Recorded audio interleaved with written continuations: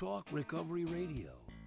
Live from the heart of the downtown east side, it's Talk Recovery Radio with Giuseppe Ganci and Darren Gaylor on Vancouver's Co-op Radio, CFRO 100.5 FM. From the streets to the studio, bringing you addiction recovery stories from real people with lived experience and real experts on today's issues. Tune in live every Thursday, noon to 1. Powered by New West Recovery. Real people, real issues, real life. Talk Recovery Radio. And good afternoon, Vancouver. Hello, hello. You're watching and listening to Talk Recovery Radio. And thank you. I'm here with my co-host, Mr. Darren Gaylor. Hello, good afternoon. Welcome to the show, everybody. Yes, welcome to the show. And if you're watching us on YouTube, click the subscribe button. If you're watching us on your favorite streaming device, Spotify, iTunes, SoundCloud, follow us and like us and share us. We come to you live every Thursday. We're coming up to our 8th season, hundreds of guests, thousands of listeners, and super grateful to be given this opportunity to learn so much about addiction and recovery issues and talk about issues other people aren't, like recovery from addiction. Hey, Darren? It's awesome. It's awesome. Yeah, totally awesome. Dope Sick. Let's talk about that again. Dope Sick is a couple of new shows came online on Disney Channel, and just gut wrenching, sad. It's just a horror story when you watch it. And Darren, have you seen any episodes yet? You inspired me last week. I've been meaning to watch it, but I'm holding off for so I can just watch it when I just like to do it that way. I don't like waiting the week. There's a couple of pieces to it. There's it's the piece of like how could people sleep at night knowing that this is happening because of their product. So there's that whole story and the lawsuits and everything that's going on, and obviously it's a dramatization, but probably the reality is even worse. Because this actually did happen and all that. The other lens I have on it is here you have prescription heroin, pretty much, dating back to the early 2000s. And all of a sudden there's this new conversation about safe supply, like it's something new.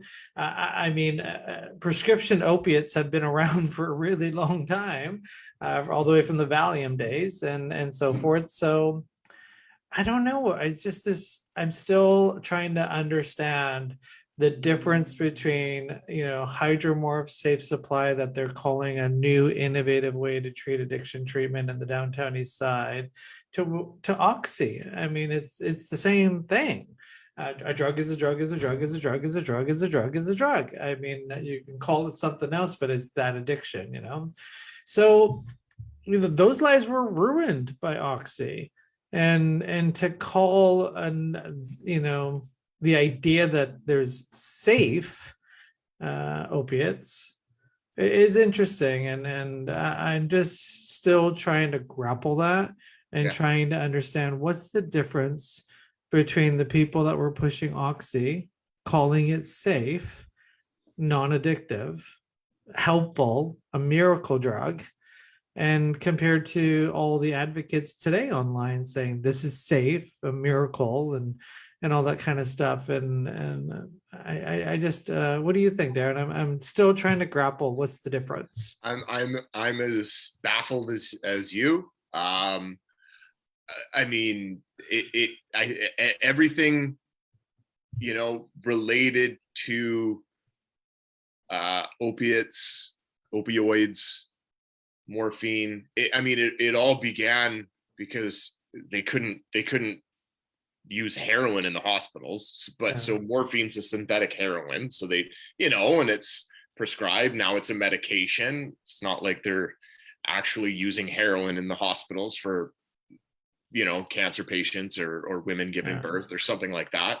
And then it goes to opiates, and now we've gone full circle to, we're back to heroin again as being the thing to replace the fentanyl, to replace it's just, We're not getting to, I mean, when are we ever going to get to the root of the problem? The other piece too is the marketing piece. So I'm a marketing guy, public relations guy. I pay attention to sound bites, and I'm watching Dope Sick with my roommate, and I'm like, can you believe they just said that? And he's like, what did they say? And I'm just like, you, like someone that doesn't have that ear, like, it's just like they just said something that is, definitely a red flag, and it's the marketing, and it's the language, safe, and the cure, and it's going to help, and they what do they do in the movie? They exaggerate the benefits and minimize the harms.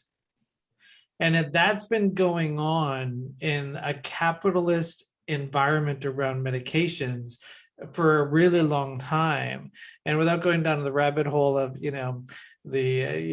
our, when it comes to medications for mental health and addiction, but we need to take a look at that, the capitalist drive to exploit the benefits, and kind of like, oh, there's really no harms caused by these medications. And that's what the movie's all about. Spoiler alert, is the fundamental basis of the marketing of drugs to people that have mental health and addiction issues. And I think if the governments took the capitalist opportunities, the money-making opportunities out of it, like in Portugal, there's no benefits to putting somebody on methadone or taking them off financially per prescriber. Here, there's a lot of benefits on keeping people on certain drugs. So anyway, watch Dope Sick. I'm looking forward to some more of their shows coming online. It's just really gut-wrenching, and it's still happening, and it's not like a documentary of the past or history. It's like this is still going on. You just replace the drugs with other pharmaceutical companies. So anyway, we talk about addiction recovery issues as we see them. Darren and I, just a couple of guys watching the world unfold on social media and Twitter and all that, trying our best. We interview guests. It's been about 8 years now we've been doing the show. Special shout out to Jordan Bowman, our show coordinator. He puts on our guests. So if you want to be on the show, email jordan@lastdoor.org. And Talk Recovery Radio is powered by New West Recovery, which is made up of Last Door and Westminster House. And a special shout out to Vancouver Co-op Radio, 100.5 FM. If you're listening to us on the radio, we're 1 week behind. We're still trying to get over this COVID thing to try to get into the studio. So we record the show a week ahead of time, and then it's aired live. Doesn't air live, airs recorded on the radio. But you're watching us live on Facebook. So Darren, who are we talking recovery with today? Well, we get to talk recovery with, I guess the question is, what do you get when you mix a travel agent with a certified alcohol-free lifestyle coach? You get hooked alcohol-free travel adventure. Yes, you do. Which is super cool.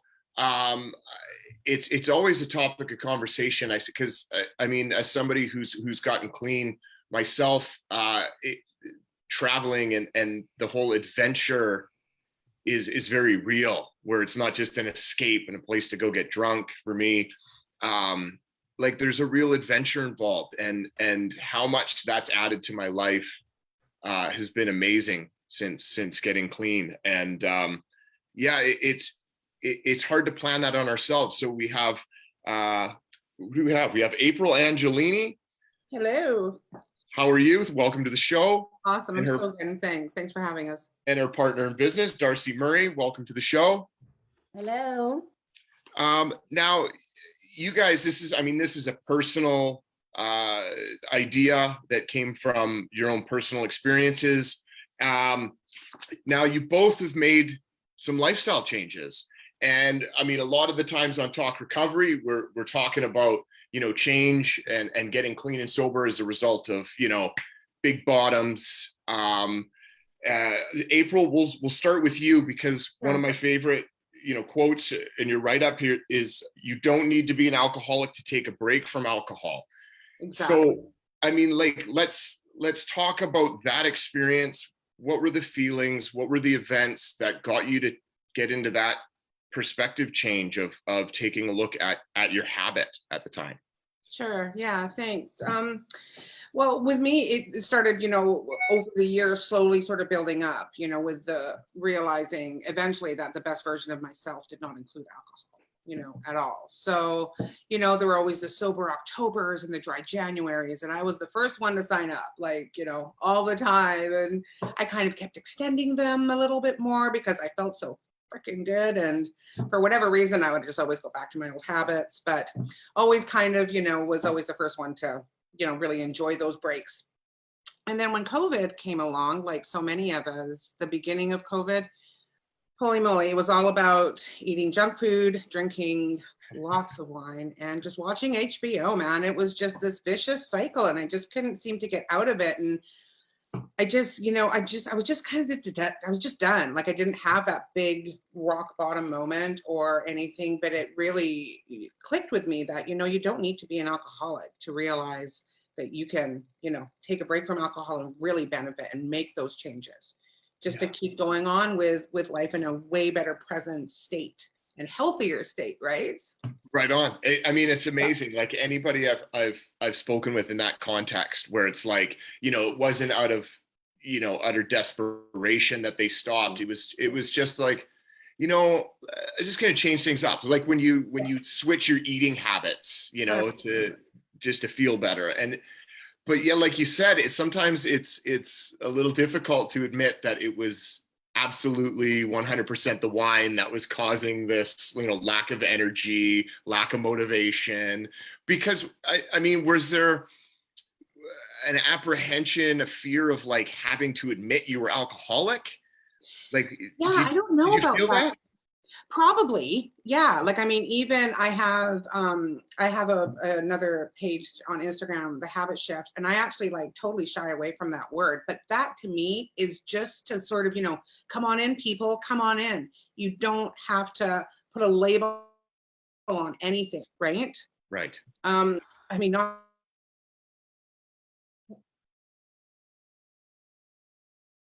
Looks like we got a freeze frame while April gets her screen back going. Maybe so, Darcy. Yeah, it looks like we got a freeze frame there. Is everyone else? There she is. Oh, Yeah, April, we're getting a little glitch if you can hear me. It might be the connection with your Wi-Fi. Yeah, let's go over to Darcy. Yeah, we'll just move to Darcy. What was your story of changing your mind with alcohol, events, feelings?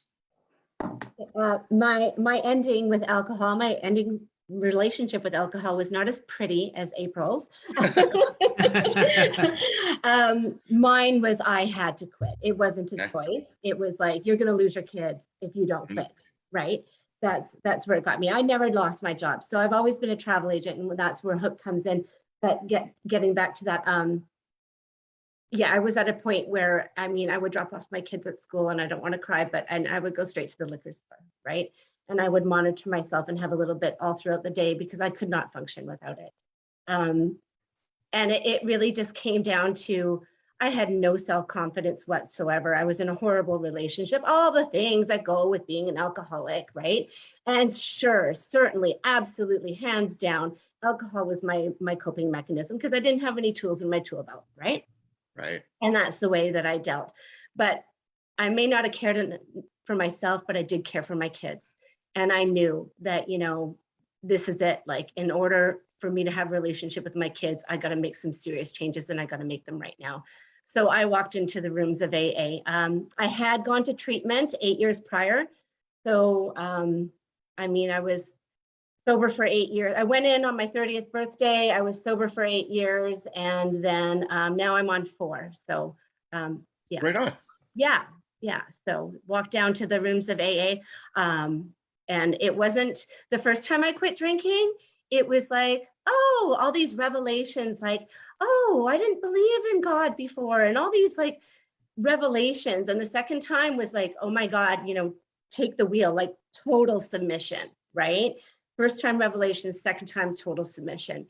And so when I saw April posting on Facebook about this venture she was on about sober coaching, I was like, hey, I have something in common with my good old friend April, right? Because I was living in shame for years.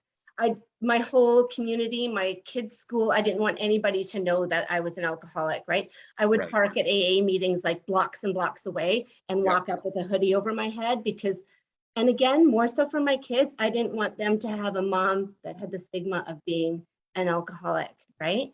Okay. But this hooked venture and working with April has really just like dropped the walls of shame. And it's like, we are really onto something super cool, right? It is. It is super cool. It is super cool. We call it like full sensory travel because when you're not drinking, all of a sudden you taste more, you see more, and oh, something happened there. Oh, there you go. It's your website. There you, yeah, full sensory travel. That's probably what I was talking about, right? I love that full sensory Yeah. travel. I've actually never heard that before. So that's actually, 'cause there's a need for this. So, I remember being new and starting to, I like to call fun and recovery. That's not something people really think about, the day one of starting a recovery journey. And then by day two, they're like, I'm never going to have fun again in the rest of my life. Totally, right? So how do you address that? How does this, like, how do you help people travel alcohol free?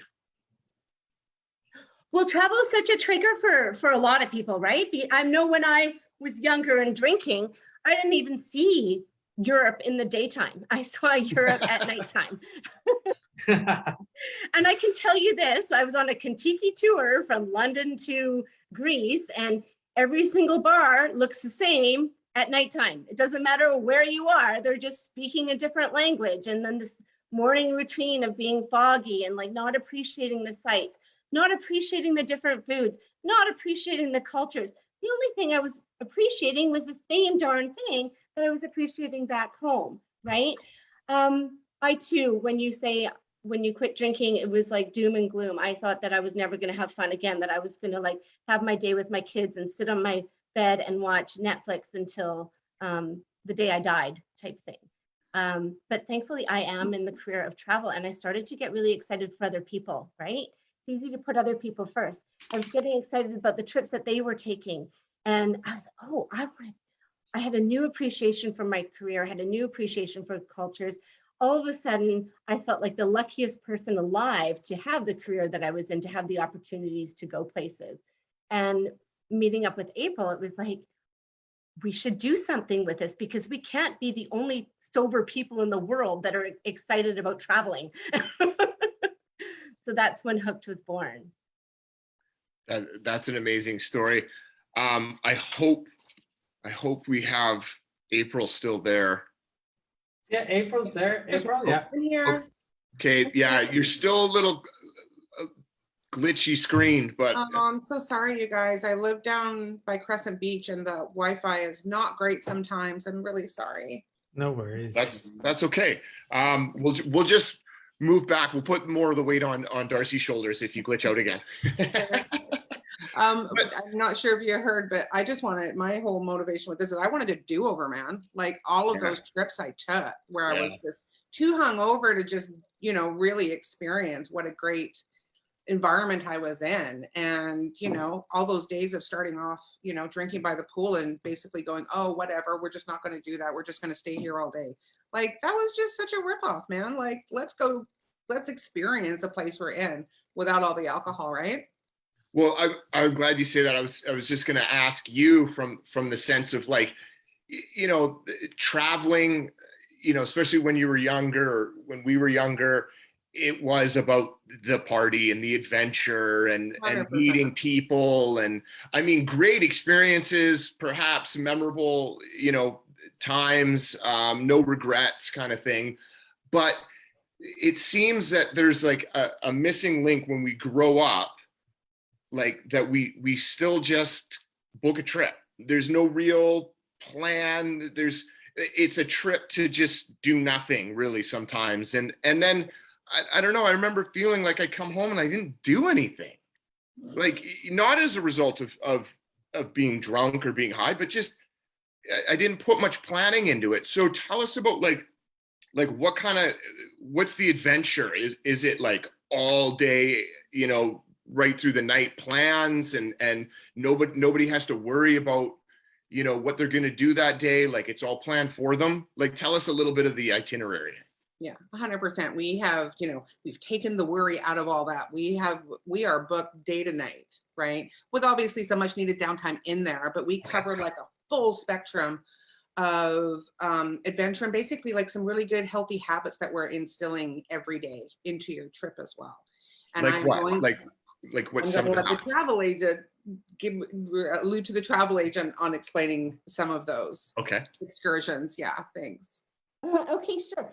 So we do healthy habits all day long. We just don't even realize it. On our trip, we actually start off early in the morning because we're inspired by a whole bunch of different motivational speakers, authors, that type of thing. Robin Sharma has his 5 a.m. club. So we have an optional, that part's not mandatory, of a hooked adventure. You can start your day at 5 a.m. There will be somebody leading some sort of exercise at 5 a.m. to just get you in the mode. Like I said, that's not mandatory. Then we go into breakfast, and there's a morning activity, there's a evening activity. There's very little, make sure every single evening, even though we're in the middle of nowhere, and there are 4 nights on our Iceland itinerary where we are in farmland, we make sure that we either have a trivia night, or we have a chocolate guy that comes in and teaches us how to mold and shape chocolate. Right? That would be a healthy habit. We have volunteerism, where we're cleaning up on the beach and giving back to the people. We have, well, obviously photography. We have we have somebody speaking on photography, how to edit your pictures, that type of thing. New skill, right? We're going to be dancing one night. We're going to be axe throwing, getting rid of some anger and aggression.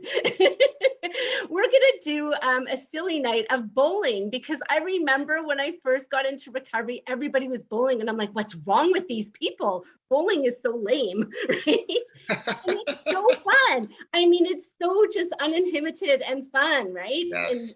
And so there's a bowling night, there's an axe throwing night, there's a chocolate, there's the volunteers, and there's the dancing, there's we have a testimonial night where we'll do videos and stuff of each other. The first night is obviously getting together and learning about where everybody's from. We do museums, we do bird watching. We're not going to assume that you're going to leave our trip being an avid bird watcher, but we're going to expose you to it. This on our slideshow presentation, I think there's a list of over 60 activities that you're exposed to. That's amazing. And that's, I mean, it sounds like you're the opportunity to try something new while in a, and we make sure that we tell you what you're doing too. Like, hey, how would you explain the coaching part of it, April? Like, we're going to say, hey, journal this, or hey, like, just reflect the moment, like take a moment and appreciate. We're not going to rush you from A to B. We actually want you to really take in the moment. Yeah. Because so often you'll be like, click, done it, go, right? That's a big part of this too, is building new memories. I mean, I remember, you know, when I was younger, you know, going on trips, and they were like, before I went, you know, where's the bars? Where's this? You know, and it's like it was a magnet to danger. Let's put it that way. Like it was a magnet, and then there's that, you know, uncomfortableness feeling, you know, like, oh, you know, what's going to happen when I go on this trip? Because, you know, if you go on binge trips and drinking's your thing, like, more power to you, you know, enjoy, you know, go to Mardi Gras, do what you got to do, like, have some fun. I mean, this is for people that don't, like, either don't want to do that anymore or want to try something new, and going on a trip sober, you know, it's a new memory. It's like you said earlier, Darcy, it's like, you know, sleeping in every day, and now I'm waking up, I don't know about 5 a.m., but maybe 7:30 a.m. You know, that's a whole new appreciation, and journaling about it and reflecting on it is important, because you get to understand these new memories, right? And that's what recovery is all about, is being aware of your progression, you know, not perfection, but progression in life, and being like,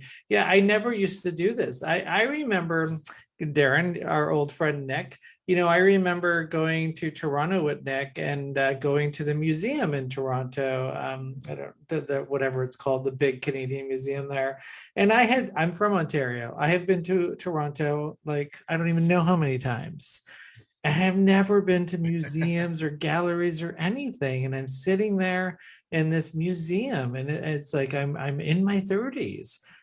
Not 40s yet. I'm in my late 30s, and I made an amends to Nick in the art gallery there, and I mean I just remember that it's just like I used to just go to the bar, get drunk, buy drugs, go to bed, and do a couple other things in between there. So applause to you for doing this. Now I have a question. I go to a restaurant and it's fancy, because when people, get into recovery, they got money to buy food. And so, I go to a restaurant and the waiter's like, would you like to see the wine list? And we're like, oh, no, we don't drink. And the waiter, turns around, leaves, and doesn't even want to come back to our table, kind of thing, because it's like they don't drink, So how do you think the world is adopting this idea of sober people, coming to their venues and restaurants, how are you finding that challenging? You're not finding that an issue at all? Because I find it an issue when I go to a restaurant. So what do you think about that? And is the world wanting sober travelers? Can I speak to that? I have a restaurant background. Actually, that is actually my first love. And that's how you and I have met. Is through Raphael, through when I worked with him at a restaurant. Oh my God, Raphael! Yes. I worked with Raph for like a zillion years. Yeah. The world is ready for this, and restaurants are getting on board. When Darcy and I first posted our page, we had, oh gosh, I'd say easily in the first 2 or 3 days, half a dozen restaurants from around the world say, if you come here, get in touch with us. Nice. People are ready for it. They see the shift in the culture. And so many other places are there, the mocktail menus that are popping up, the amazing alcohol-free alternatives that are out there. The world is ready. The world is ready. So if you're a restaurateur or you're a waiter or waitress that works in a restaurant, tell your boss, like, hey, there's a business opportunity. I hate going to a restaurant and the only non-alcohol beverages are pop or San Pellegrino. Come on, I'll pay $8. Like just give me something that is fun that didn't come out of a can, kind of thing. Yes. So there's all that. Yes. How much are meetings part of sober traveling? Is that optional? Is that something where does recovery fit into sober traveling? Yeah, great question. Darcy, I'll let you take that. We have what we would call gratitude gatherings is kind of what we were focusing on. We did want to stay away from just AA because recovery is more than just, AA circles, right? Like the following that April has on her sober coaching is unreal. It's like in the thousands, and that is totally not based on a structured meeting. So we were focusing on doing gratitude gatherings. And we would do that daily. That would be a moment of us sitting together, kind of discussing the day, what stood out for them, what they thought that we'd take home from that experience. Well, it makes sense. I mean, even the dynamic of both of your stories, I'm sure that, somebody signing up, an alcohol-free travel adventure, they're in the mindset of, this is my opportunity to travel and not drink.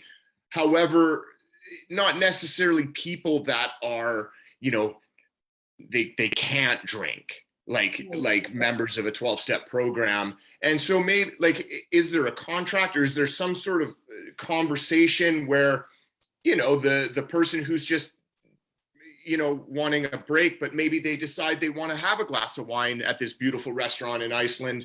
That would obviously be disrespectful to someone else, but also we can't force this. So what is the conversation? What is the agreement with the travelers together that are all coming from different backgrounds? Great question. We've thought about this. We've looked hard at this, and we're going to have the conversation with everyone. Of course, there's an expectation for you to, to commit to the spirit and of this adventure and to really be there for your fellow travel companion, right? We obviously can't babysit. We're not there to do that for sure. But yeah, there's some big conversations happening, you know, regarding that as people sign up for sure. Yeah, I mean, I would just hope that like, and assume that anybody signing up for this wouldn't have the attitude of, you know what, like, never mind the rest of my group here. You know what I mean? Like signing up for, I don't think so. yeah, that there would be a that we wait respectful till- understanding Totally. for sure. And I mean, that's sort of the point, right? I mean, that you make this commitment, whether it's a necessary, desperate mean, but you make this commitment to have an experience and see if it's better than, you know, it would be with, you know, a couple of nights being drunk and not wanting to get up for the 5 a.m. because, you know, I went to bed like an hour ago. So, you know, like it would just sort of ruin that whole philosophy of what, you know, as an individual, you know, hopefully that you're seeking is, you know, an understanding a bit of the relationship of alcohol and drugs in our lives, you know, before it gets so For sure. so bad. I wanted to bring something up. So you mentioned recovery coaching or life coaching of quite a bit. So can you, what is that? And what do you like? Where do people go to find out information if they need a life coach and so forth? Well, I've got a website, thehabitshift.com, and I've got my Instagram page, which is thehabitshift.com as well. And people can certainly reach out there and send me a DM or send me an email. And yeah, it's just giving you some tools if you're sober curious and looking to, you know, take a step back and reevaluate, you know, your relationship with alcohol. And, you know, we can start the conversation and put some tools in your tool belt, right? Have a discovery call and let's chat, right? Yeah, just reevaluate your relationship with alcohol or drugs. Absolutely. I mean, it's just a conversation, and where it ends, who knows where it ends.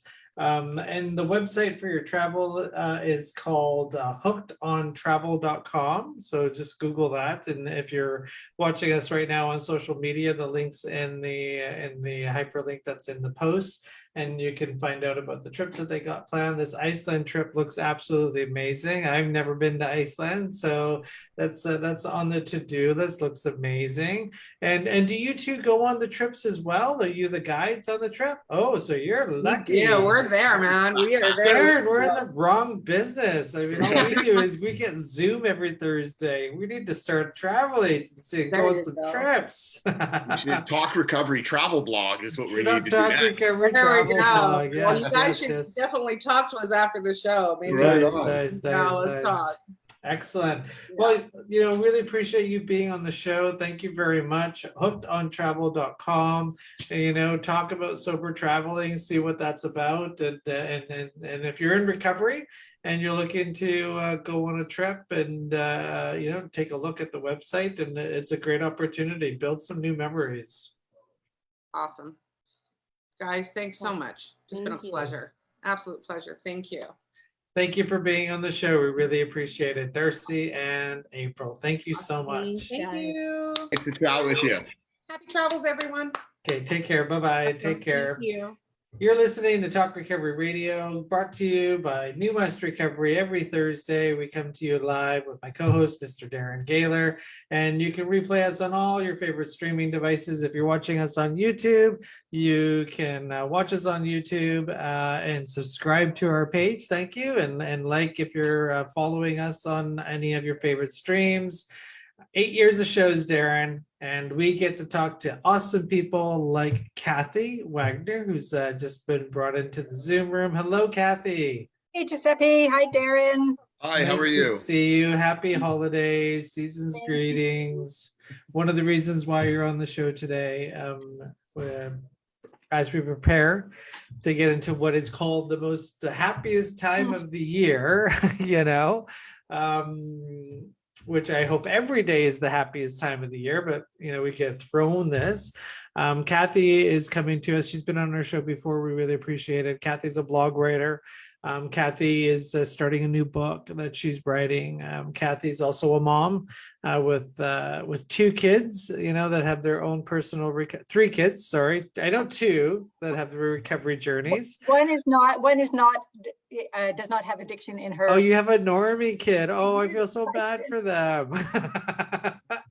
No, that's awesome. I didn't know you had 3. Congratulations on that. And for those that follow our show and have friendships with us, know that one of her kids unfortunately was lost due to addiction, and one's in recovery. But we brought Kathy on the show today.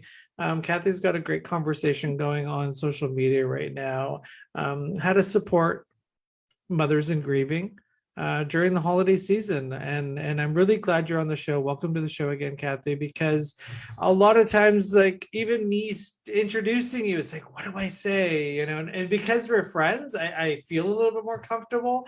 If we didn't have a relationship, it's like, I hope I don't say anything that, so, help us understand what you're going through. For having me on. And I think that, grief is such a difficult thing because as a culture, we don't tend to talk about death, and we don't learn how to grieve, and we don't learn how to support people in grief. So it all becomes very, oh my gosh, I'm going to say the wrong thing. And the reality is there's not really any right or wrong thing. And you probably will put your foot in your mouth. And I think most of us grieving moms understand that, but there are definitely some things that can help more than, I think honestly, I would rather have somebody put their foot in their mouth and show their intention to help and support than the silence. The silence is really hard, particularly over the holidays when our kids were, such a huge part of our lives and a huge part of celebrations. And then, if we're met with silence about them as if they didn't exist, that is heartbreaking. Yeah. I remember almost putting my foot in my mouth. I think anyway, I was just talking to a mom who had lost her son like a while ago. And, I just didn't know what to say. And then I said, we've got this place where we plant trees for people that, have passed away. Maybe we could plant a tree there. And she just kind of looked at me like, no, I don't need a stupid tree. And then I was just like I was just mortified. I was just like, oh my God, what did I do? It was all out of nervousness and stuff. And that was this happened a few years ago. That was the moment when I realized it's like, yeah, we need to talk about this. We do. And the thing is, it is challenging because everybody grieves differently, and everybody needs different things in their grief. So, it's easier if you know somebody well, and you can kind of gauge what might, be most supportive for them. But it's, we're all people, even if we're grieving people, we are people, and some of us are going to be more generous in our, in how we accept people's intentions than others.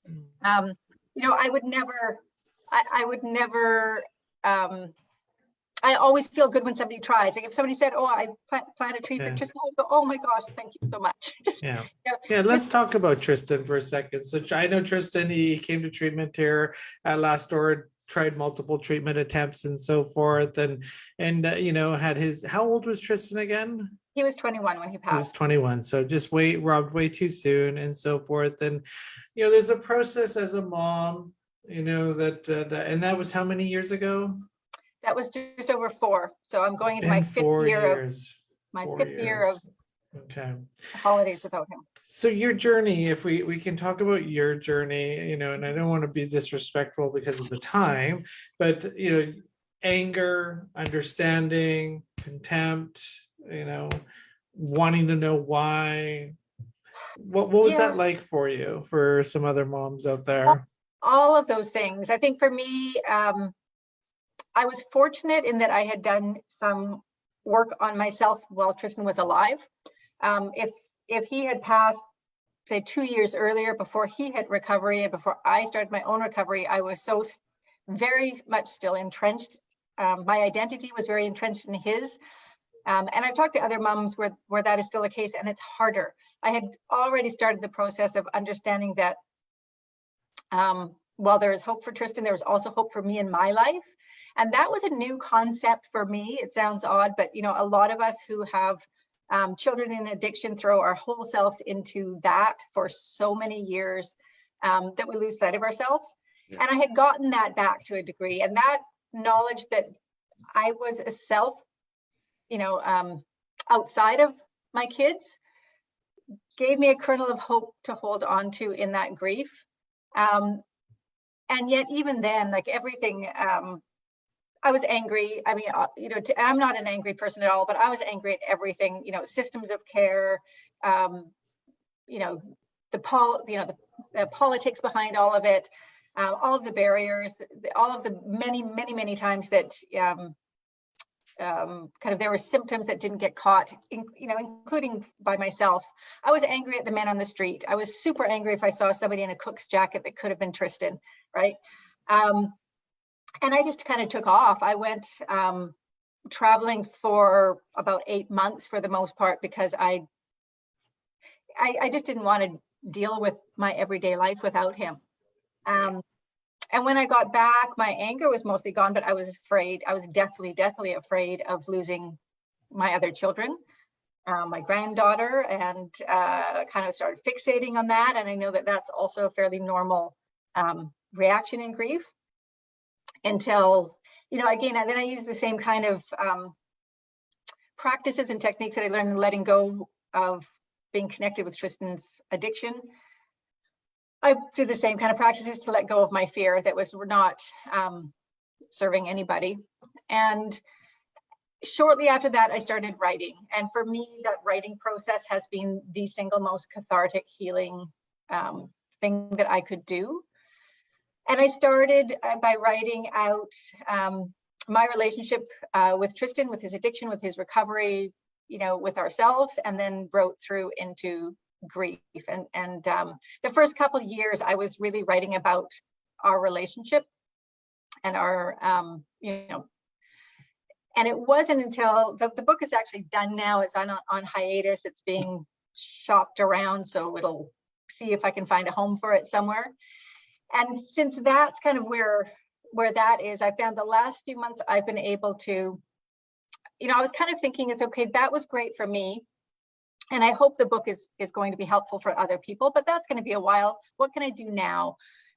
So I started writing more about my grief on social media channels and sharing that, because I wanted to help parents who are kind of where I was 3 and 4 years ago, where there was very, very little support, because there's not a lot of discussion on grief. And it's hard to not feel alone, right? There are, you know, I was part of Mom Stop the Harm, which was a great group to connect with for me in my early grief.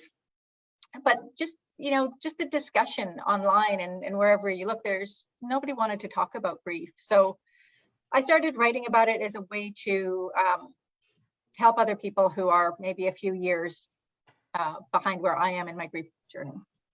And go ahead, Darren.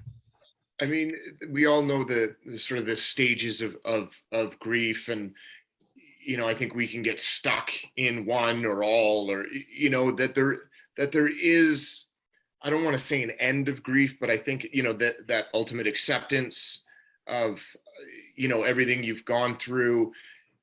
Was it somebody's fault in like immediately? Was there a blame that you felt as a parent? Because I think with addictions, it's like that thing that, you know, we're told we can't fix, like we can't deal with, like in the bedroom in our house, you know, we can't put him to bed, give him a bowl of soup, and it's taken care of. It's this thing where we have to trust counselors and professionals and doctors, and you know, in your mind, in the immediate phase, was it somebody's fault?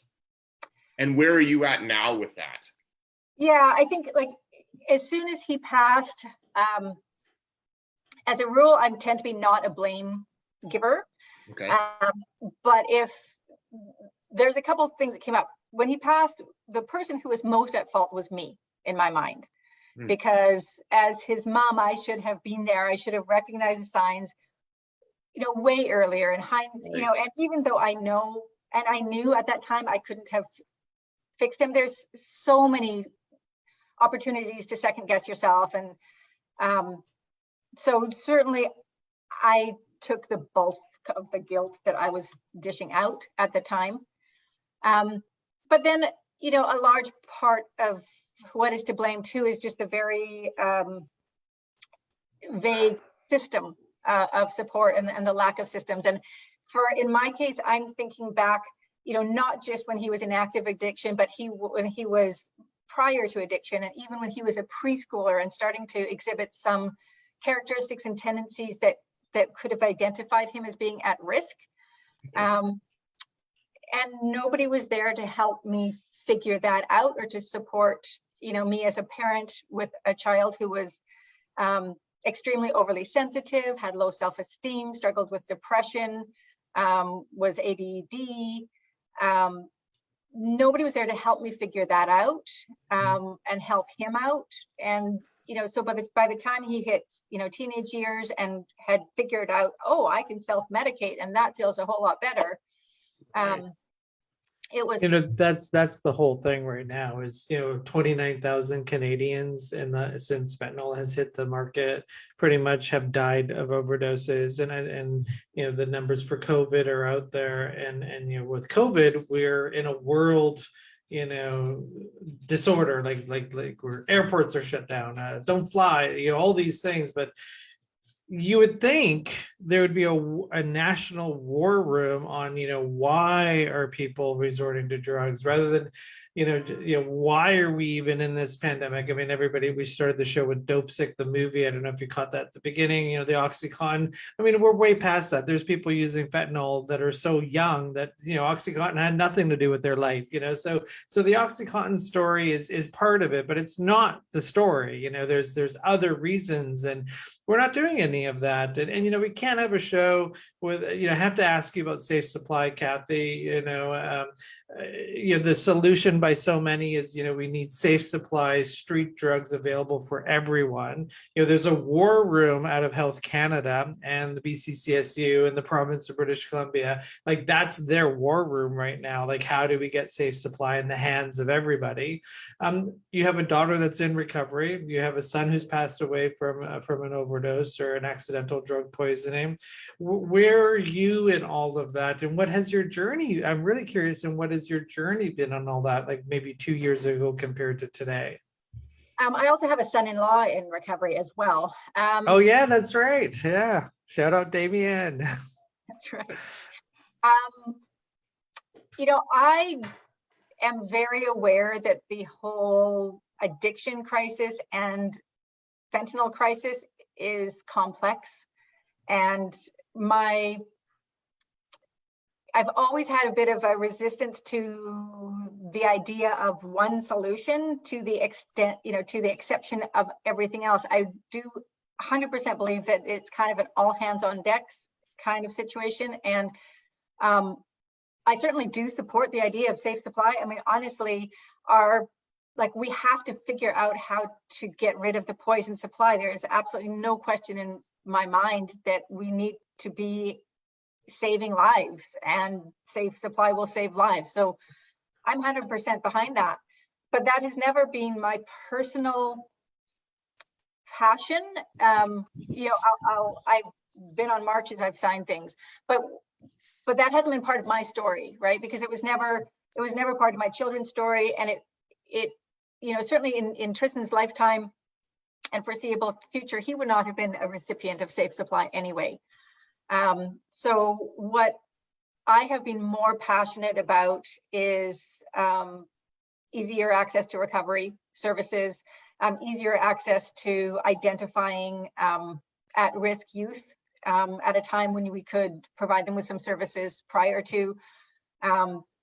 Those are the kind of things that would have helped me in my life and Tristan in his. And so those are the things that I tend to want to put my time towards, which is in no way saying I don't support anything else. Yeah. It's just, it's interesting from my experience with the Recovery Capital Conference, when Iceland realized they had the worst drinking rates amongst their youth, than any other country on the planet.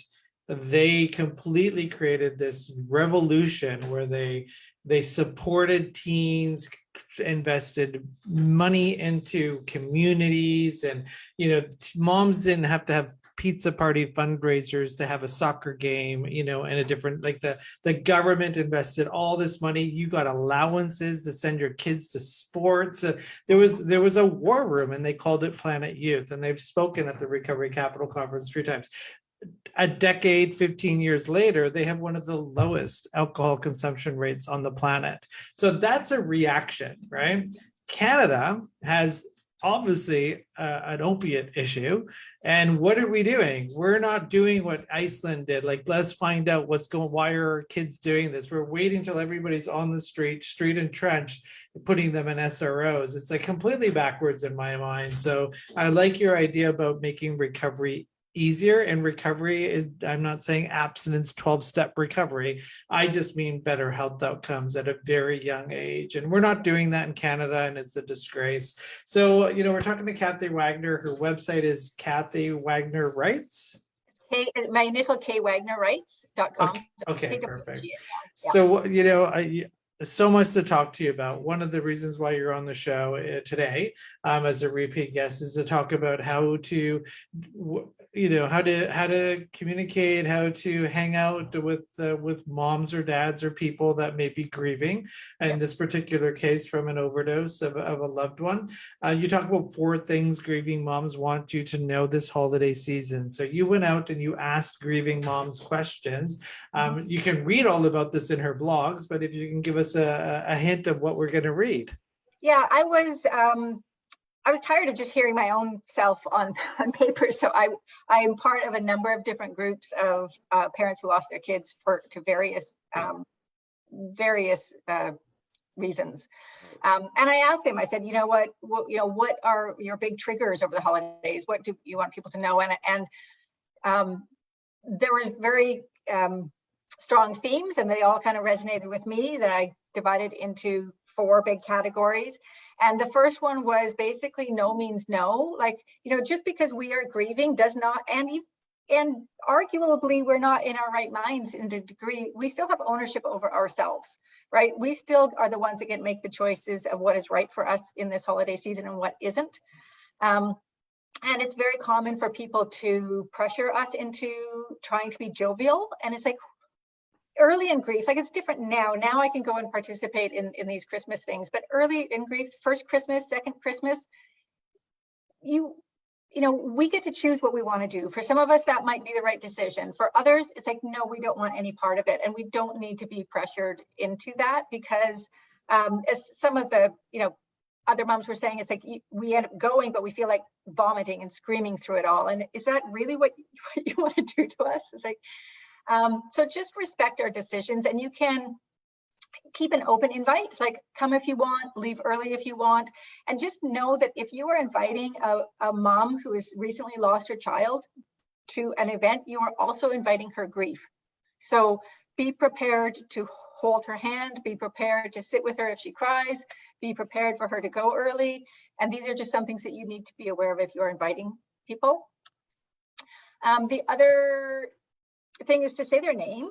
A lot of people don't know how to talk about the child that has been lost. They don't want to mention your son or your daughter in case it might upset you, as if we had forgotten for a moment that our child is no longer with us.